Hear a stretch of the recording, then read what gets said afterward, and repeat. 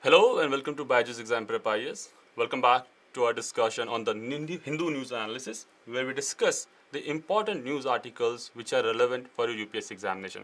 So let's start our discussion for the date 11th of February 2024. So let's see what all important articles we have curated for you. So there are 5 important articles which we have taken up. 2 of course from the mains perspective and 3 from the prelims perspective. So the 2 from the mains perspective, the first one is what does the Uttarakhand Uniform Civil Code entail, page number 8, which discuss a specific provision of the Uttarakhand Uniform Civil Code. So of course we have discussed many specific provision of the Uttarakhand Uniform Civil Code in the last 1 or 2 days. So what I'll do, I'll be very brief about that part, and then later on I'll take up this debate to the national level. That is, I'll be discussing the important issues with respect to the Uniform Civil Code. What are the arguments which are for, and what are the concerns with respect to the implementation of the Uniform Civil Code. Then we'll look into the second article, that is India Maldives will sort out issues bilaterally. So recently the External Affairs Minister S. Jaishankar was in Perth, Australia, attending the Indian Ocean Conference meet, and there he met President of Sri Lanka Ranil Wickremesinghe. Now, we are not going to discuss this article with respect to either Indo-Sri Lankan issue or Indo-Maldivian relations. What we are going to do, we are going to discuss this article with respect to the Indian Ocean Conference and Indian Ocean region. That is why this region is important and what are the kinds of different engagement India is doing with respect to this region. Then we'll come to the Prelims Byte, where we'll discuss EPFO and its scheme, Employee Provident Fund, which many a times is covered in the newspaper but usually is ignored by us, and therefore it can be important for the prelims examination from the economic perspective. Then we are going to discuss National Aerospace Laboratories recently tested a pseudo satellite. We are going to see some specific details with respect to this from the perspective of science and tech.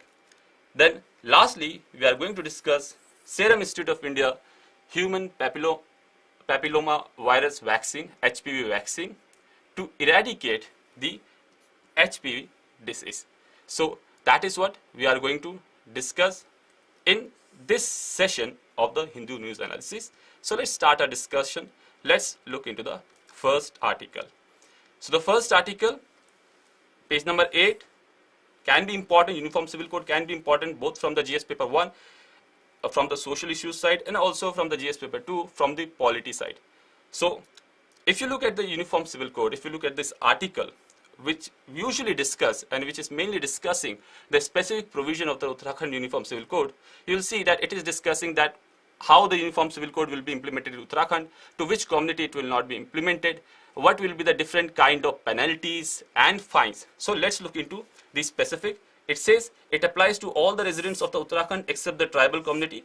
So the tribal community with respect to the Uniform Civil Code in Uttarakhand has been kept out of the implementation. Then all the couples, all the heterosexual couples, the girls and the boys, they have to register their live-in relationship also. So the Uniform Civil Code in a way is legalizing the live-in relationship and also saying that they have to be registered. If these people fail to register this, so definitely there are fines and penalties to that. Now, if you look at the Uniform Civil Code of the Uttarakhand, again the another is specific with respect to this article, that neither party should have a spouse living at the time of marriage. Thus, in a way, indirectly, it is prohibiting practices such as a bigamy or polygamy. So a person who is already married cannot marry again. That is what this specific provision means. Then it also calls for the compulsory registration of marriages, and if the person fails to do that, then of course there will be fines and penalties. That no marriage can be dissolved without a court order, or else it can attract imprisonment up to 3 years. And then lastly, the grounds for divorce have been made clear in the Uniform Civil Code of Uttarakhand. That is, religious conversion can be one, but if there is irretrievable breakdown of the marriage, that is not considered as one of the ground for the divorce. Now, these are the specifics with respect to the Uttarakhand Uniform Civil Code that have been covered in the article that has been mentioned in the newspaper. But we are not concerned much with respect to the specifics of the Uttarakhand Uniform Civil Code. As a UPSC aspirant, we are more concerned with the Uniform Civil Code debate that is happening at the national level, and if the central government, if the government of India brings in a Uniform Civil Code for pan-India, for all across the country, so what kind of debates, what kind of issues will be discussed? So that is what we are more concerned. So let's take this debate to the national level. Let's see from the basic what is the Uniform Civil Code. Now, if you look at laws in general, the laws in general can be categorized as either criminal or civil. And within the civil, there are some sets of laws which are personal laws. So there is a uniformity in the criminal laws in India. But within the personal law section of the civil laws, there is still a lot of heterogeneity. So we found that most of the societies and most of the groups within the society in India, whether it's religious groups like Hindus or Muslims or Christians, they have their different sets of personal laws. And these personal laws are mainly laws related to the marriage, adoption, inheritance, and succession. So, for example, Hindu community have laws like Hindu Marriage Act, Hindu Succession Act, Hindu Adoption Act, or Guardianship Act. Similarly, Muslim laws are mainly coming from the Sharia law, but there is also a law of 1937 to which some of the provisions of the Muslim personal laws are related. Then if you look at the communities like Sikhs, Buddhists, they all are included, or Jains, all are included within the Hindu laws fold only for the perspective of the personal law.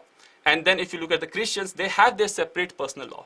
So there's a lot of heterogeneity in the personal laws in India.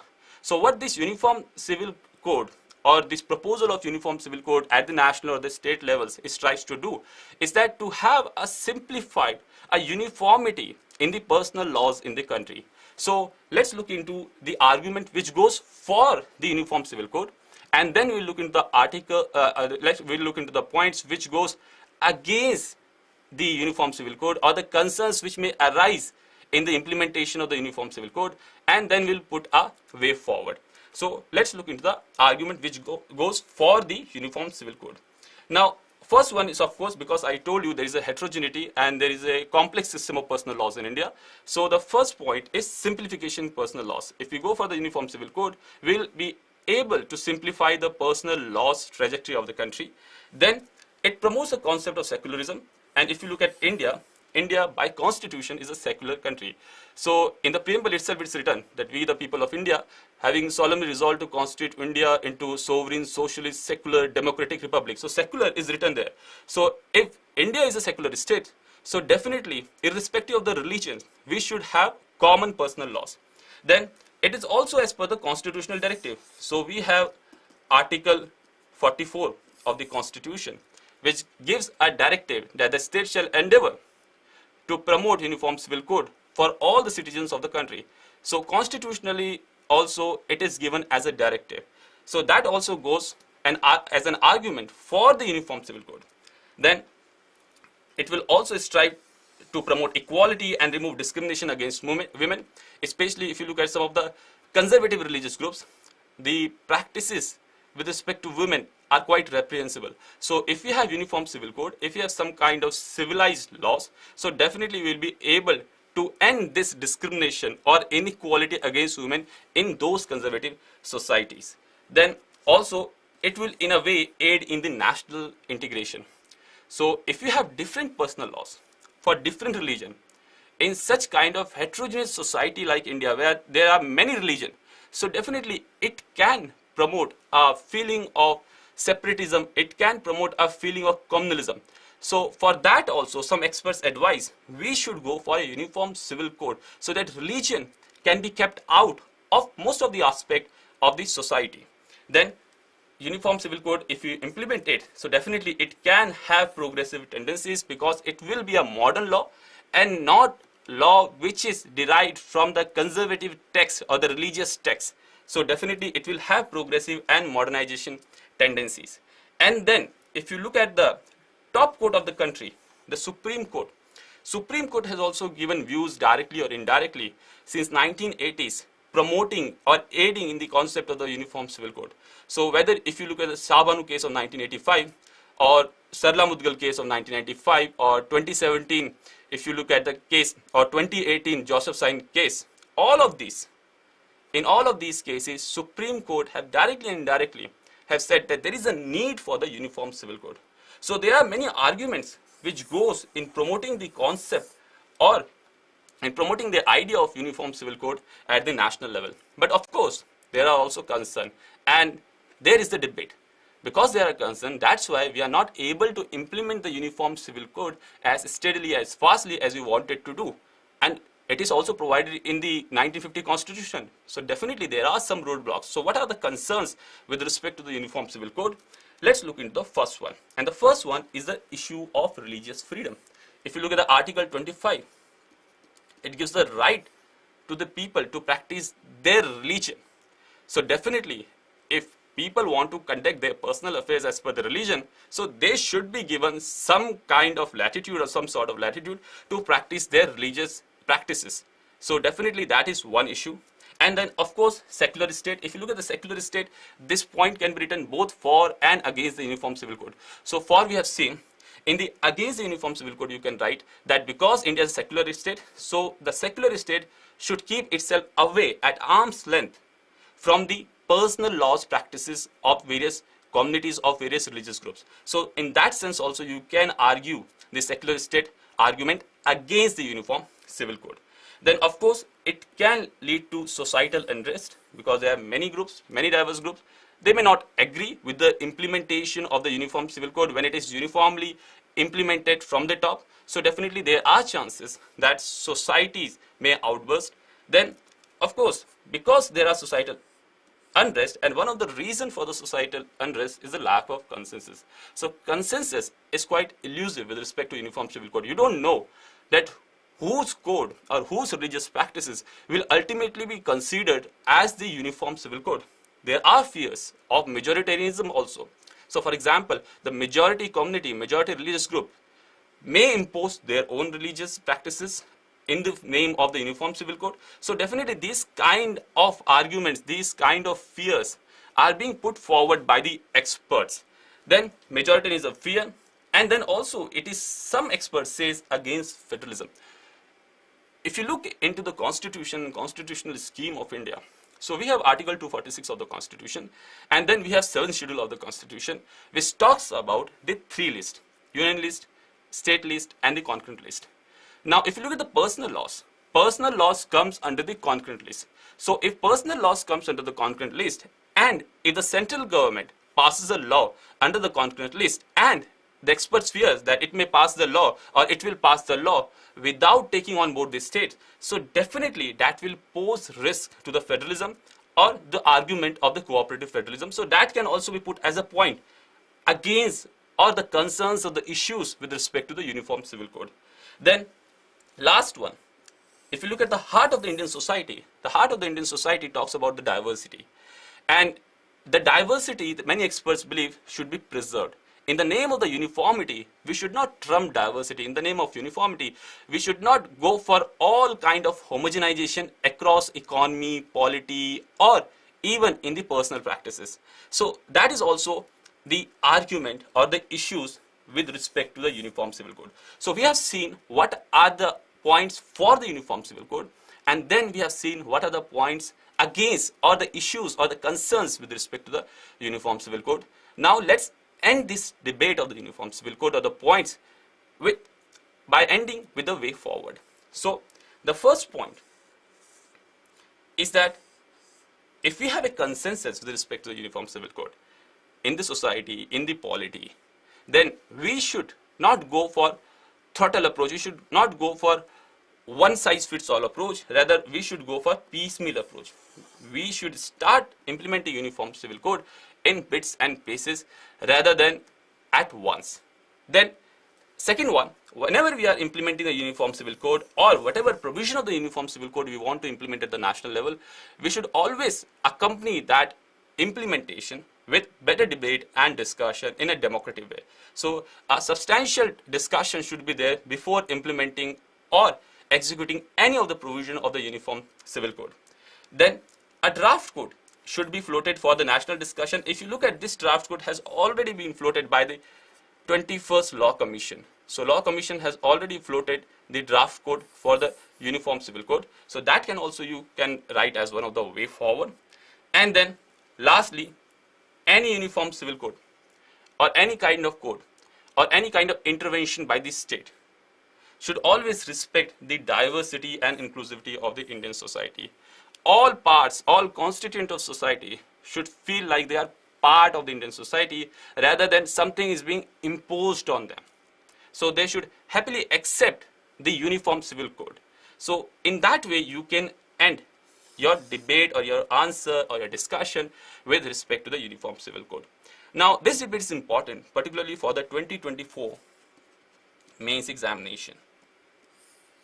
And for that I have given you sufficient points, whether it's an argument for or against. Of course, as a case study, you can write Uttarakhand's example also, that in post-independent India, it is the first state. So if you look at Goa, in Goa also there is a Uniform Civil Code, but that was a Portuguese given. Now, post-independence, Uttarakhand is the first state where the Uniform Civil Code has been implemented. So that you can mention as a case study whenever you write your answers for the mains with respect to the Uniform Civil Code. Now let's look into the next article, and the next article is from page number 10, GS paper 2, International Relations. And of course, I told you that the article has a heading like India Maldives will sort out issues bilaterally, and it is being said by Sri Lankan President Ranil Wickremesinghe, but neither we are looking into the Indo-Sri Lanka relation nor Indo-Maldivian relation. What we are concerned is with respect to the Indian Ocean Conference and Indian Ocean region. If you look at this Indian Ocean Conference, since 2016, this conference is taking place. And this conference means this year's 2024, it is the 7th one. Usually, it is an annual conference and it is being organized by an Indian organization only, Indian Foundation. And this time, the 7th Indian Ocean Conference is titled as Towards a Stable and Sustainable Indian Ocean, and it is being conducted in Perth, Australia. Now, there are debates around the Indian Ocean region, that what are the strengths of the Indian Ocean region, whether India is doing sufficient to engage in the Indian Ocean region or not. So, we will look into what is Indian Ocean region, and then we will look into both of these points. So, let's start our discussion. So, Indian Ocean region. If you look at the Indian Ocean region, it's a very wide, sparse region. So, from the west coast of Australia or the Malacca Strait, if you see, to the almost the eastern coast of Africa, and then from the Gulf, Persian Gulf, to deep down to the southern Indian Ocean. So, it is a very wide region, and all the littoral states in these areas are the part of the Indian Ocean region. So, we have to see what is the importance of the Indian Ocean region, and we have to see how India is engaging in this large region where India is centrally placed. So, let's see.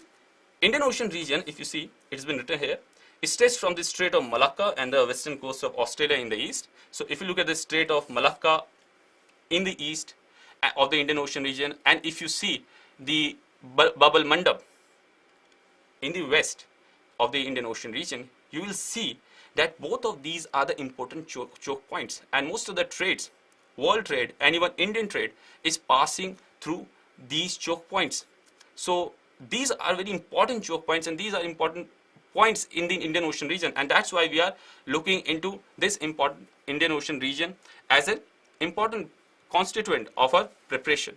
If you look at the western coast of Australia in the east to the Mozambique Channel in the west, and it encompasses the Persian Gulf and the Arabian Sea in the north, all the way down to the southern Indian Ocean. So it's a very wide region.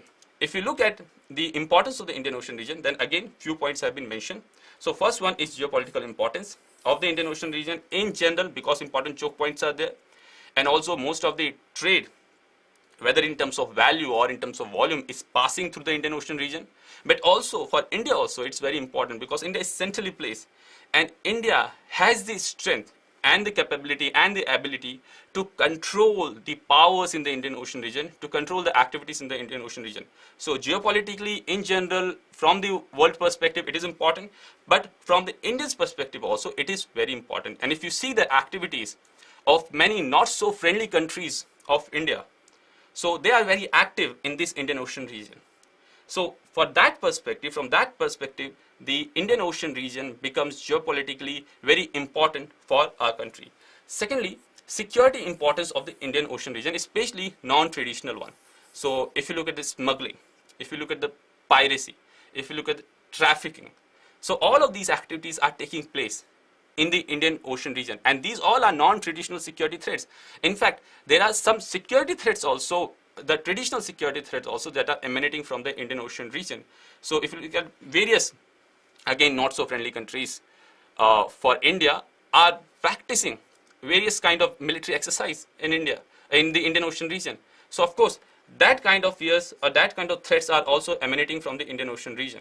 Then economic importance, whether in terms of trade, which I have already told you, or in terms of energy. Both of these are important in the Indian Ocean region. Then environmental importance of the Indian Ocean region, natural resources, for example, fisheries, or so for example, other resources like water resources, or also others like climate change issues. All of them are important things when we talk about the Indian Ocean region or the importance of the Indian Ocean region. And the last but not the least, the Indian diaspora and their involvement in the Indian Ocean region. If you look at most of these countries of the Indian Ocean region, especially the smaller countries like Mauritius, the heads of the states are invariably the Indians. So Indians are involved in the Indian Ocean region, and therefore Indian diaspora, their interests are also important for us. So these all are the importance of the Indian Ocean region, particularly from the perspective of India. Now let's look into the various kind of engagement India is doing within the Indian Ocean region or in the Indian Ocean region. And the topmost of the policy will come the Sagar approach, that is security and growth for all in the Indian Ocean region. And if you see, this approach was laid down in 2015 by Honorable Prime Minister in Mauritius only. And it has various constituents which in a way sum up all kind of activities which the government of India or which the Indian state is taking in the Indian Ocean region. If you see the various constituents of the Sagar approach, then there are 5. Number 1 is security, another one is capacity building, then collective action, then the 4th one sustainable development, and the 5th one is maritime engagement. So all of these 5 form the Sagar approach, that is security and growth for all in the region, and region means Indian Ocean region. So if you look at the security, it talks about the coastal security, it talks about the land and maritime territories which have to be safeguarded from unfriendly countries. Then it talks about the capacity building, especially economic and security cooperation within the Indian Ocean region and with the littoral states of the Indian Ocean region, particularly with respect to the trade and maritime security. Then it talks about the collective action, that all the countries in the Indian Ocean region have to take collective action and through different platforms. So for example, one is Indian Ocean Conference, so where they discuss various issues. Then there is Indian Ocean Dream, ARC, IOR, ARC. This is also one of the platform where various countries of the Indian Ocean region are discussing various kinds of issues. And if you see in this, even business community is involved. So there is an involvement of the business community also. So then they are talking about the sustainable development. I told you that the environment is one of the important issue whenever we discuss the Indian Ocean region. So of course, with the environment, the accompanying issue of sustainable development will always be discussed. So working towards sustainable regional development through enhanced collaboration, that will always be an important issue. Then maritime engagement, engaging with countries beyond our shore with the aim of building greater trust and promoting respect for maritime rules, norms, and peaceful resolution of disputes. So maritime engagement is an important issue with respect to the Indian Ocean region and is the most important constituent of the Sagar approach. So whenever you have to write anything about the Indian Ocean region, don't forget to write Sagar approach and its 5 constituents of security, capacity building, collective action, sustainable development, and maritime engagement. So the first point of engagement is Sagar approach. Second, India is also aiming as a net security provider in the region. If you look at the activities of India in the Indian Ocean region, whether it's terms of maritime exercise, so for example Milan exercise or Corpet, coordinated patrol exercise with Indonesia, Thailand, and Malaysia.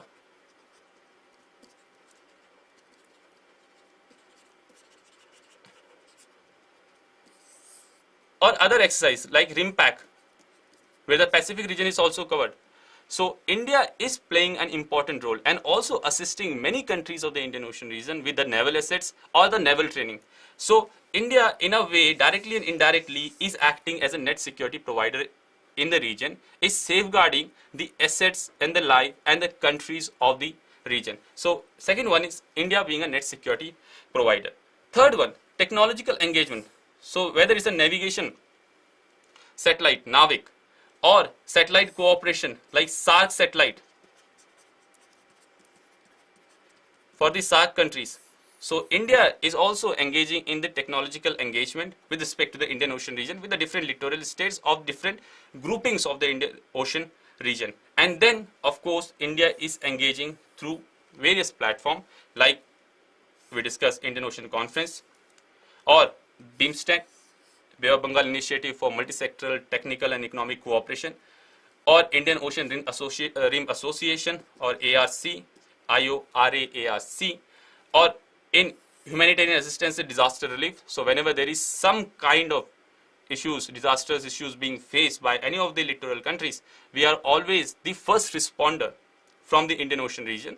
And then within the SAARC platform, then we are engaging in various maritime exercise and also in the grouping like ASEAN.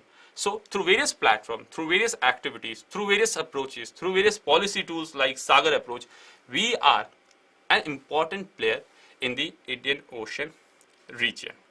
So that was the discussion with respect to the Indian Ocean region. Again, this is an important topic both from the prelims and the mains perspective, or more so from the mains perspective. Now let's look into the prelims based discussion, prelims based article.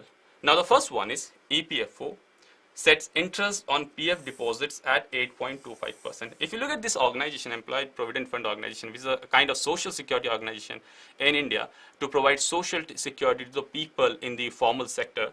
Now, if you look at this organization, time and again in news, and most of the time we skip the details about this organization. But the details about this organization are important for the prelims examination. So let's look into what is EPFO and what are the various schemes that EPFO is running and how these schemes are run, means how they are structured as such. So if you look at the EPFO, the news is EPFO has decided to increase the interest rate on employees' provident fund deposit to 8.25%.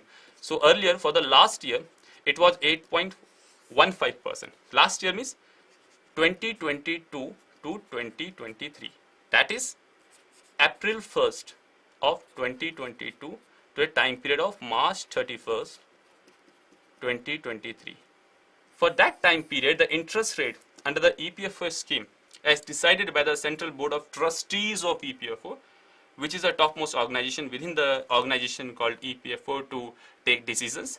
So they decided last year, the year of 2022-23, the interest rate will be 8.15%. And now for this year means the year which has passed, for 2023 to 24, they have decided that we have upped the interest rate to 8.25%.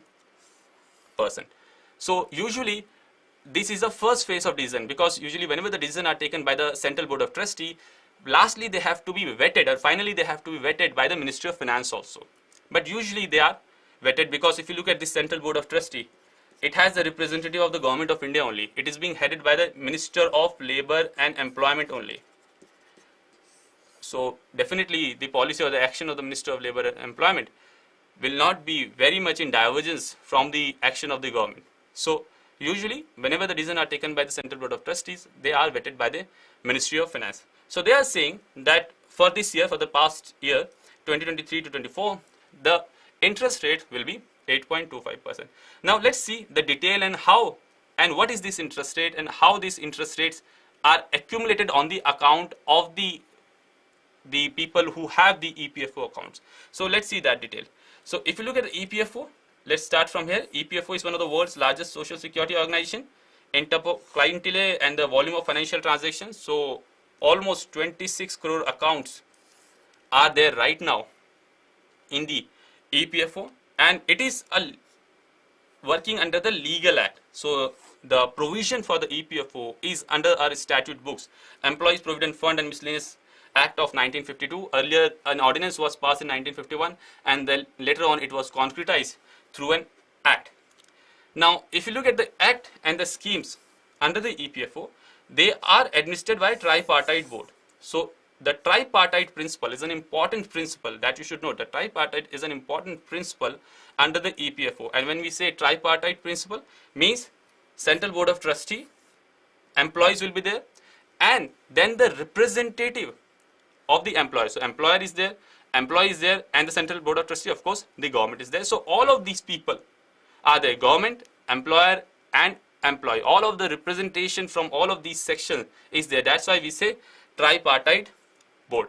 Okay, so government, employer, and employee, all of them have representative in such kind of organization. Even if you see the International Labour Organization, that also works under the tripartite principle. So most of these labor organization, most of the organization which looks into the labor issues works under the tripartite principle. There are various schemes within the EPFO organization, and the most important one is Employee Provident Fund Scheme, and then Employee Pension Scheme, EPF and EPS. And all those people who are, and there is a legal issue also here, that if you have an income of less than 15,000 and you are working in the formal sector, you have to be mandatorily be a member of EPFO. But if you become mandatorily a member of EPF scheme of the EPFO, then automatically by default you become member of the employee pension scheme also. So EPF scheme which started in 1952, and then EPS which started in 1995. So by default, automatically, if you have an income of less than 15,000 and you are working in the formal sector, you become a member of EPF and then automatically a member of EPS, that is Employee Pension Scheme. So PF is the main scheme, that is EPF, Employee Provident Fund, is the main scheme under the Employee Provident Funds and Miscellaneous Act, and this scheme is used to give a sufficient corpus to an individual whenever they retire. So how it works? Essentially, if you look at that 12% of the basic salary. So if a person is earning an X amount of salary, so 12% of basic plus DA will be contributed by that person, and 12% will be contributed by the employer. So 12% by employee and 12% by employer. Now whatever the contribution of the employee is there, it will directly go to the account of the employee, that is Employee Provident Fund account. It will directly go to the account of the employee, and whatever the employee's contribution will be there, it will be divided into various constituents. So a part will go to the EPF, a part will go to the EPS, that's Employee Pension Scheme. Mind you that EPF, Provident Fund, is to give you a corpus. And the second constituent which I was discussing, the Employee Pension Scheme, is to give you pension after you retire, and usually the age group is taken as 58 years.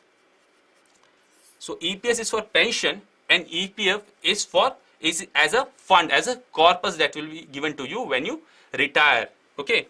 Then there is another one, a part will go to EDLI. EDLI is nothing but Employee Deposit Linked Insurance, that if unfortunately untimely death happen of a beneficiary of this scheme, then that person will be given a amount, a fixed amount, a collective lump sum amount, and for that also a part goes to insure that person, and then some of the administrative charges.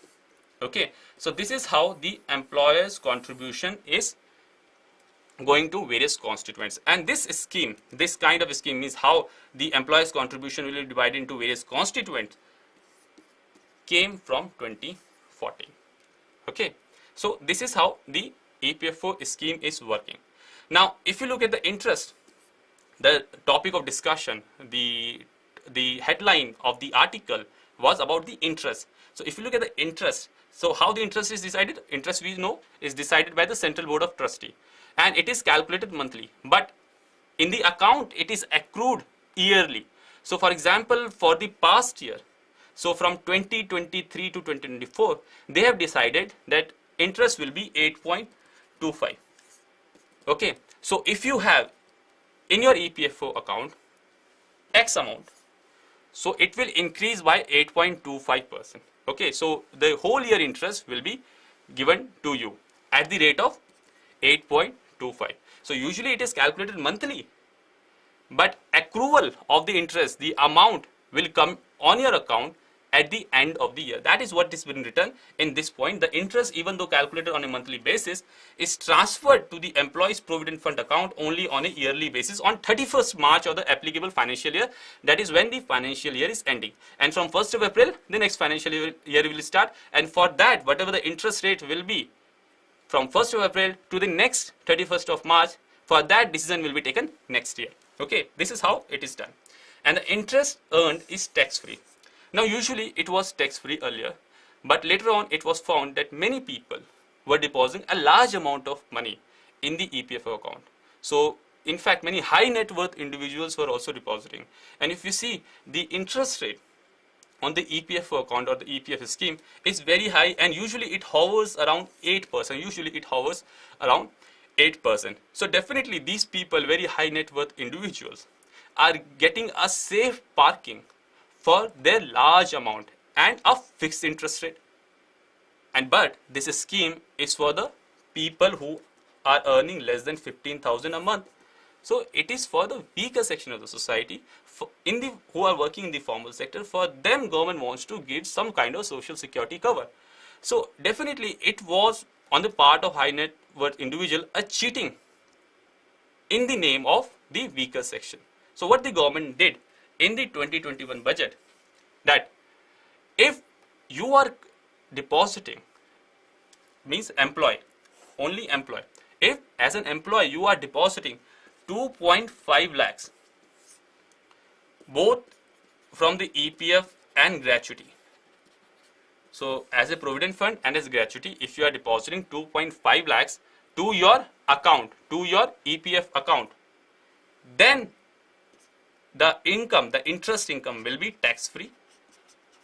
If it is more than 2.5 lakh, you will have to pay tax on that, whatever applicable tax rate will be for you. Okay, so for example, if the limit is 2.5 lakhs, but a certain individual, a person, deposit 10 lakhs.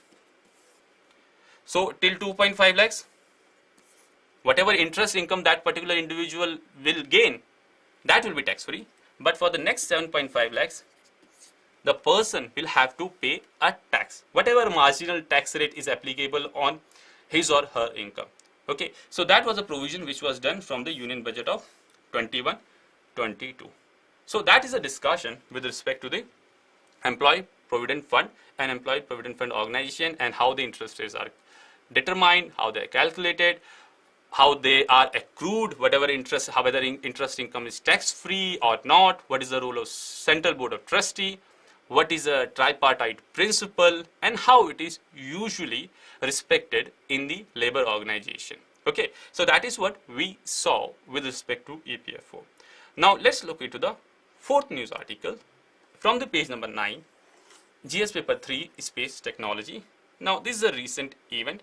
A pseudo satellite has been tested by Council of Scientific and Industrial Research, National Aerospace Laboratory. Let's look into some specific with respect to this, and it can be important from your science and tech section in the prelims. For mains, it has no such importance. Now, the point is, the scientists at the CSIR, National Aerospace Laboratory, successfully tested an unmanned aerial vehicle, UAV, called High Altitude Pseudo Satellite. So HAPS, High Altitude Pseudo Satellite, and mind you, when in the examination, they will not give you a detailed name, High Altitude Pseudo Satellite. They may just mention pseudo satellite. So just note it. Okay, High Altitude Pseudo Satellite. Now these are nothings, but they are acting like drones, and therefore most of the characteristics of the drone, or the advantage of the drone, or the function of the drone will be similar to the pseudo satellite. So for example, whether it is of surveillance or whether it's beaming 4G waves, that is for telecommunication. So these pseudo satellite can also be important for the telecommunication services, or whether it's for monitoring of land from above, or whether it's for lifting the airframe. So all of these can be various kind of application of this pseudo satellite. So this is a recent development that you can take note of for your prelims examination. Now let's look into the last news article from page number 11. Again important from GS paper 3 Science and Tech section, and it talks about human papilloma virus vaccine, HPV vaccine, used to treat cervical cancer. If you look at this topic of cervical cancer, for the last 2-3 years it has been in news, and recently in the budget also government said that the indigenous cervical cancer vaccine, that is individual HPV vaccine, indigenous HPV vaccine from Serum Institute of India, that we are going to incorporate under universal immunization program. And in this universal immunization program, the government is aiming to target the age group of 9 to 14 years, so that the people in this age group can be prevented from the cervical cancer. Now this article is with respect to the trials of HPV vaccine which is under trial and which is being produced by the manufactured by the Serum Institute of India, and they are comparing it with other vaccine from the Merck, that is vaccine named Gardasil. Now we are not concerned with the comparison of Merck's Gardasil vaccine, which is also used to treat cervical cancer, or Serum Institute of India's HPV vaccine, which is Servivac. We are more concerned with what is cervical cancer and what are the government initiative with respect to the cervical cancer, and that is what we will go through.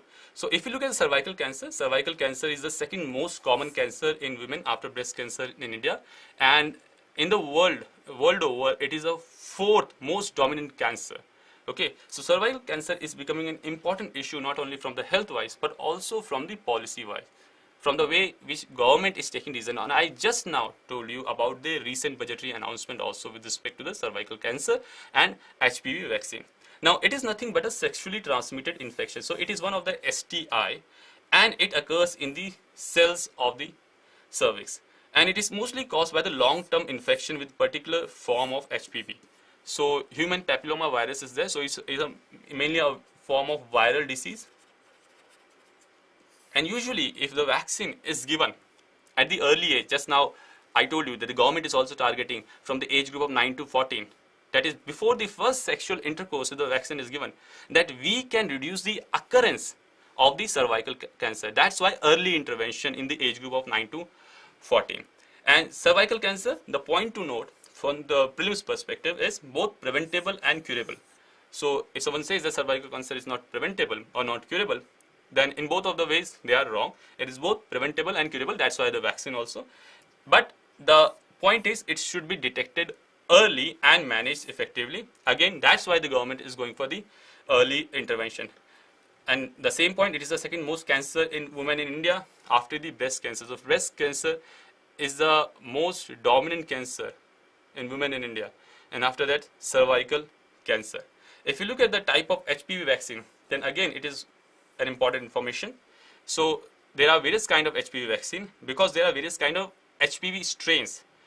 Okay, so type 6, type 11, type 16, type 18 and others. So there are various vaccine depending on which types they are catering to. So for example, quadrivalent vaccine, quadri means 4, quad means 4. So quadrivalent vaccine usually is able to treat all of these 4 strains.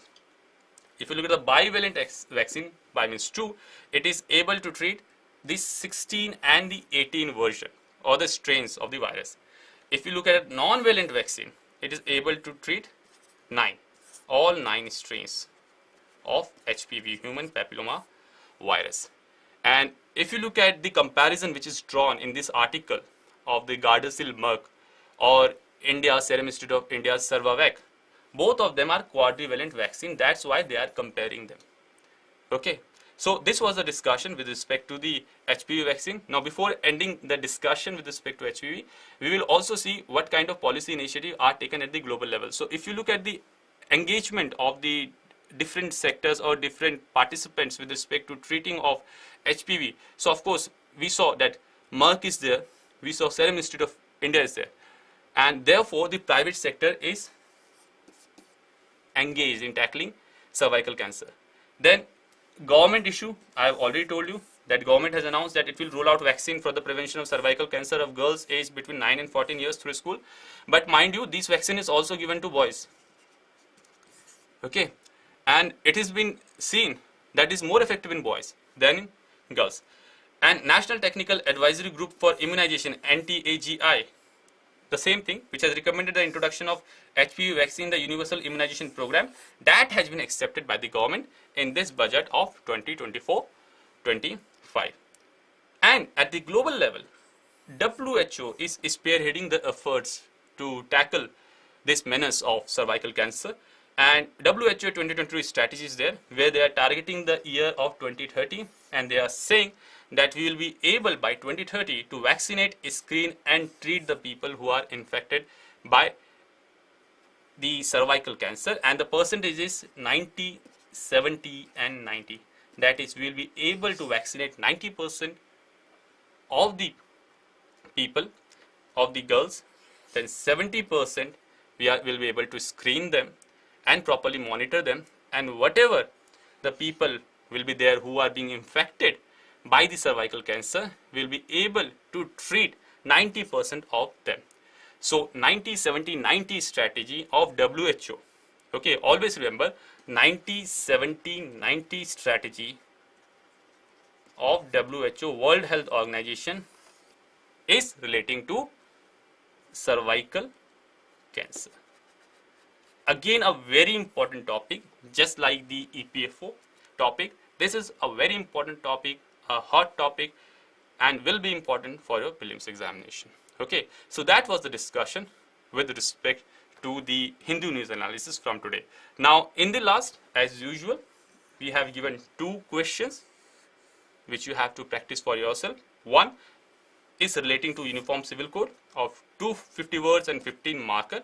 I told you this topic can be important both from the social issues side and also from the polity side. Now, in whichever paper this question has been asked, you have to attempt it in that way only. So, for example, if in social issues this question has been asked, go for more social analysis, for more society-based points. If from the polity, then include more and more provision of the constitution and the legal issues there. Okay, so that is how you have to address this question. Then the second one is with respect to Indian Ocean region. Again, you have to write what all important points are there with respect to Indian Ocean region, that, and some of them have also been given by me, that what are the importance of IOR, Indian Ocean region, and then what's the strategy, that is engagement policy of Government of India with respect to IOR, and then end your answer with some sort of way forward. So that was the discussion from the Hindu news analysis. We'll meet again. Till then, goodbye, take care, bye.